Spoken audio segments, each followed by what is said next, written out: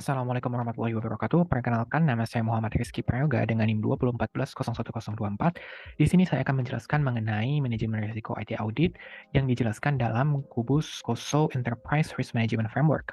Nah, saya ingin berterima kasih kepada dosen saya, yaitu Bapak Dr. Eng Adi Chandra, SCMkom, yang telah memberikan saya kesempatan untuk menjelaskan materi ini. Oke, sebelum kita menuju ke manajemen risiko, tentu kita harus mengetahui apa sih risiko itu. Nah, risiko itu dapat kita artikan sebagai suatu konsekuensi ataupun hasil ataupun akibat dari tindakan yang telah kita lakukan. Hasilnya itu dia sifatnya tidak menyenangkan ataupun merugikan.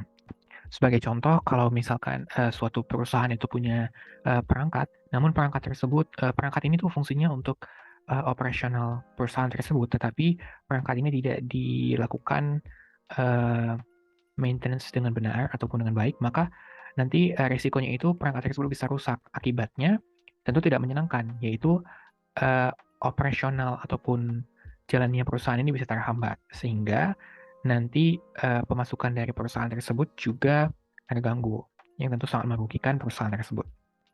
Oke, kita lanjut ke manajemen risiko. Apa sih manajemen risiko itu? Nah, manajemen risiko itu dapat diartikan sebagai suatu proses identifikasi, analisis, evaluasi, ataupun pengendalian, yaitu usaha untuk menghindari risiko yang telah dijelaskan sebelumnya, yang dapat diterima oleh suatu perusahaan ataupun organisasi. Jadi, perusahaan itu melakukan suatu manajemen risiko untuk menghindari kemungkinan terburuk yang dapat terjadi pada perusahaan tersebut. Baik, selanjutnya apa sih fungsi manajemen risiko? Yang pertama itu protecting. Protecting itu artinya melindungi perusahaan yang sedang berjalan dari kemungkinan risiko terburuk yang dapat terjadi di masa depan. Kemudian yang selanjutnya adalah dapat mengidentifikasi risiko yang dapat terjadi pada suatu perusahaan itu, kemudian risiko tadi dapat dikelola, kemudian dapat diminimalisir dampak yang mungkin terjadi akibat risiko itu.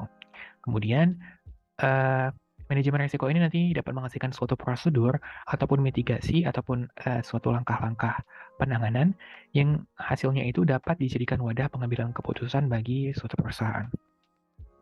Oke, selanjutnya adalah komponen manajemen risiko berdasarkan framework COSO. COSO sendiri adalah suatu organisasi yang menyediakan aturan untuk pengendalian internal. Oke, selanjutnya dapat kita lihat adalah framework COSO, yaitu framework risk management yang dikeluarkan oleh COSO, yaitu di bagian atas berbentuk kubus, terdiri atas 3 sisi, ada sisi atas, sisi tengah, dan juga sisi samping ini.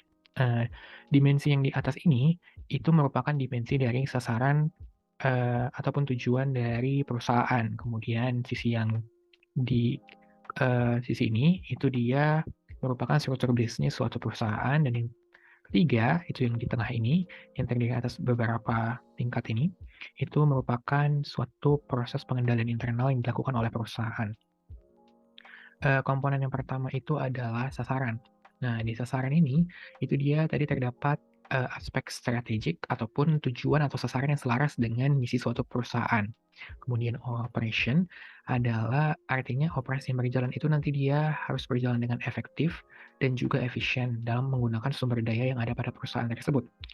Kemudian yang ketiga adalah reporting, artinya proses pelaporan yang disampaikan kepada perusahaan itu harus dibuat dengan data-data yang berintegritas dan juga akurat. Datanya harus benar dan dapat dibuktikan kebenarannya. Kemudian yang keempat adalah compliance ataupun kepatuhan, artinya perusahaan tersebut dia patuh terhadap hukum dan regulasi yang berlaku. Selanjutnya adalah struktur bisnis. Nah, di sini di dimensi struktur bisnis itu yang pertama adalah entity level ataupun entitas atau tingkat perusahaan tersebut. Kemudian ada divisi, ada business unit di bawah perusahaan, dan ada subsidiary ataupun anak perusahaan. Nah, di dimensi ini itu merupakan tingkatan perusahaan tersebut. Nah, selanjutnya adalah dimensi pengendalian internal yang di tengah tadi. Di bagian paling atas ataupun di aspek paling atas itu adalah aspek internal environment. Nah, di aspek internal environment itu merupakan ruang lingkup si perusahaan tersebut. Artinya, di dalam proses manajemen resiko itu dia harus diidentifikasi dulu.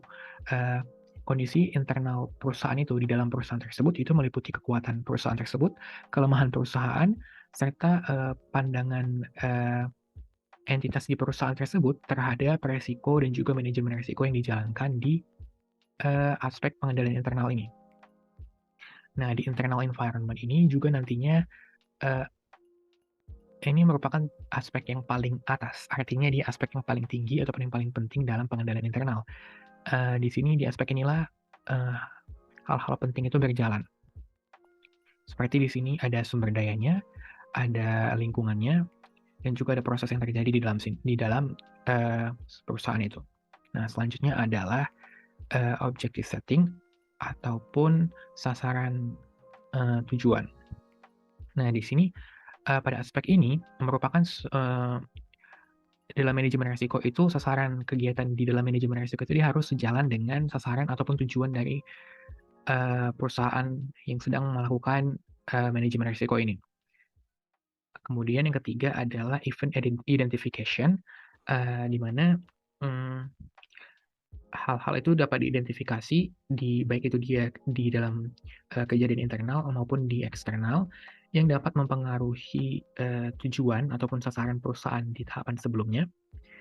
Kemudian diidentifikasi sehingga nanti dapat didapatkan hasil risiko apa saja yang dapat muncul dari kesempatan-kesempatan yang ada pada lingkungan perusahaan ini. Oke. Selanjutnya adalah risk assessment ataupun penilaian resiko. Nah, resiko yang udah diidentifikasi di event identification sebelumnya itu, dia akan dianalisis, kemungkinan dampak apa yang bakalan terjadi, kemudian hasil dari analisis tadi, itu akan dijadikan dasar untuk menentukan perlakuan resikonya. Kemudian selanjutnya adalah aspek risk response, yaitu aspek respon dari resiko. Nah, di aspek ini nanti akan berdasarkan hasil sebelumnya, yaitu hasil analisis resiko di tahapan risk assessment, kemudian di sini akan ditentukan perlakuan resiko seperti apa, seperti misalnya penghindaran, pengurangan, berbagi, ataupun penerimaan. Ataupun nanti dapat dihasilkan mitigasi, yaitu tahapan langkah-langkah yang dilakukan untuk mengurangi resiko yang dapat diterima perusahaan tersebut. Nah, selanjutnya adalah control activities, yaitu kegiatan pengendalian. Nah, di dalam tahapan ini, prosedur ataupun yang disebut dengan mitigasi yang udah tidak didapat di risk response, di dalam tahapan kegiatan pengendalian ini akan diimplementasikan kebijakan dan prosedur tersebut, dan dipastiin bahwa prosedur ataupun perlakuan risiko sesuai yang dijalankan di prosedur itu dia udah diterapkan dengan efektif atau tidak. Oke, selanjutnya adalah aspek information and communication. Nah, aspek ini itu berkaitan dengan personil perusahaan. Artinya, informasi yang relevan diidentifikasi, kemudian diperoleh dan dikomunikasikan dalam bentuk dan waktu yang tepat kepada masing-masing personil perusahaan di tiap bidangnya. Kemudian sehingga nanti mereka dapat melakukan tanggung jawabnya dengan baik sehingga dapat menghindari risiko-risiko yang mungkin terjadi kepada perusahaan tersebut. Selanjutnya adalah tahapan monitoring ataupun tahapan pengawasan. Nah, di tahapan pengawasan ini, seluruh kegiatan manajemen risiko yang sudah dilakukan sebelumnya, seperti internal environment, dan sebagainya, itu dapat dipantau, kemudian dievaluasi, dibuat laporannya, dan kemudian dikembangkan. Oke, selanjutnya adalah studi kasus dari manajemen risiko, yaitu di sini saya mengambil studi kasus kebocoran data nomor ponsel masyarakat Indonesia di bawah naungan Kemkominfo atau Kementerian Informasi dan Komunikasi. Nah, seperti yang kita ketahui pada tanggal 31 Agustus 2022 yang lalu, sekitar 1,3 miliar data nomor ponsel masyarakat Indonesia bocor dan kemudian dijual di sebuah forum online oleh seorang hacker yang kita ketahui memiliki identitas nama bernama Bjorka. Nah, hal ini tentu menandakan bahwa keamanan cyber untuk lembaga sebesar Kemkominfo itu masih sangat lemah. Selanjutnya adalah identifikasi kasus. Yang pertama adalah mengidentifikasi masalah yang terjadi. Nah, dalam studi kasus ini, masalahnya itu adalah kebocoran 1,3 miliar data pribadi masyarakat yang mencakup nomor induk kependudukan, nomor telepon, provider, dan juga tanggal registrasi nomor telepon. Di mana data-data ini merupakan data-data penting yang seharusnya tidak boleh tersebar dan bersifat privasi. Dan bila tersebar tentu akan dapat disalahgunakan dan merugikan banyak pihak. Kemudian yang kedua adalah identifikasi penyebab. Mengapa masalah ini dapat terjadi? Mengapa data-data tersebut bisa tersebar? Identifikasinya itu yang pertama adalah sistem keamanan cyber ataupun cyber security yang terdapat dalam sistem penyimpan ataupun database yang dibuat oleh pihak pengelola data ataupun yang dikelola oleh Kominfo itu masih sangat lemah, sehingga masih memiliki celah yang dapat dibobol oleh hacker. Padahal seperti yang kita ketahui, anggaran untuk sistem informasi infrastruktur Kominfo, infrastruktur sistem informasi Kominfo sendiri udah mencapai hampir 1 triliun. Dan angka tersebut bukan merupakan angka yang kecil. Seharusnya dengan angka tersebut sudah dapat menciptakan sistem informasi dengan sistem keamanan yang lebih baik lagi, yang sangat baik bahkan. Lalu apa yang harus dilakukan? Menurut saya, lembaga Kemenkominfo harus memperkuat keamanan cyber serta meningkatkan kesadaran dalam manajemen risiko untuk menghindari hal serupa terjadi lagi di masa yang akan datang. Hal ini termasuk juga kepada pihak pengelola ataupun developer dari pengelola data tadi harus memiliki kemampuan yang cukup untuk membuat suatu sistem yang baik. Nah, pengendalian internal apa yang harus dilakukan sesuai dengan framework COSO yang udah dijelasin tadi. Yang pertama, di internal environment tentu harus diidentifikasi kekuatan dan kelemahan internal yang dimiliki oleh Kominfo, termasuk keamanan sistem dan kualitas sumber daya manusia. Kualitas sumber daya manusia di sini maksud saya adalah pada aspek developer tadi. Apakah programmer ataupun developer yang mengelola database data masyarakat tadi sudah benar-benar menguasai bidangnya atau belum. Kemudian ada objective setting, di mana sasaran manajemen risiko harus sejalan dengan tujuan dari Kemenkominfo, yaitu salah satu tujuannya itu adalah penyediaan infrastruktur IT yang berkualitas dan tentunya aman.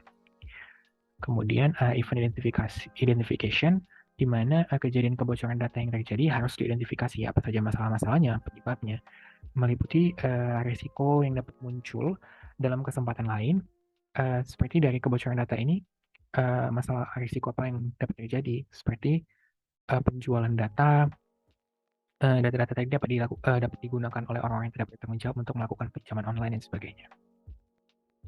Oke, selanjutnya adalah risk assessment ataupun penilaian risiko. Dalam tahap ini, risiko kebocoran data yang terjadi tadi dianalisis kemungkinan dan dampaknya, kemudian hasilnya tadi akan dijadikan dasar untuk menentukan perlakuan risiko. Nah, hasil analisis ini kemudian dimasukkan ke dalam tahapan risk response, sehingga nanti akan dihasilkan mitigasi ataupun tahapan-tahapan penghindaran kemungkinan terjadinya resiko, sehingga nanti dapat dilakukan penguatan sistem keamanan cyber. Nah, selanjutnya di control activities, proses mitigasi tadi dijalankan, kemudian dilakukan pengetesan apakah sistem itu udah benar-benar aman atau belum, sistem yang udah diperbaiki itu udah benar-benar aman atau belum. Selanjutnya di dalam aspek information and communication, nah di sini informasi yang diterima dari proses mitigasi tadi dikomunikasikan dengan pihak-pihak internal. Di sini artinya itu adalah salah satu contohnya yang saya sebutkan tadi adalah pihak developer yang mengelola database, penyimpanan data-data, nomor telepon, NIK, dan sebagainya. Kemudian selanjutnya adalah monitoring ataupun pengawasan. Seluruh kegiatan manajemen risiko kebocoran data Kominfo yang sudah dilakukan sebelumnya itu dipantau, kemudian dievaluasi di laporannya, dan dikembangkan. Baik, itu saja yang dapat saya sampaikan. Mohon maaf apabila ada kesalahan. Wabillahi taufiq wal hidayah. Wassalamualaikum warahmatullahi wabarakatuh.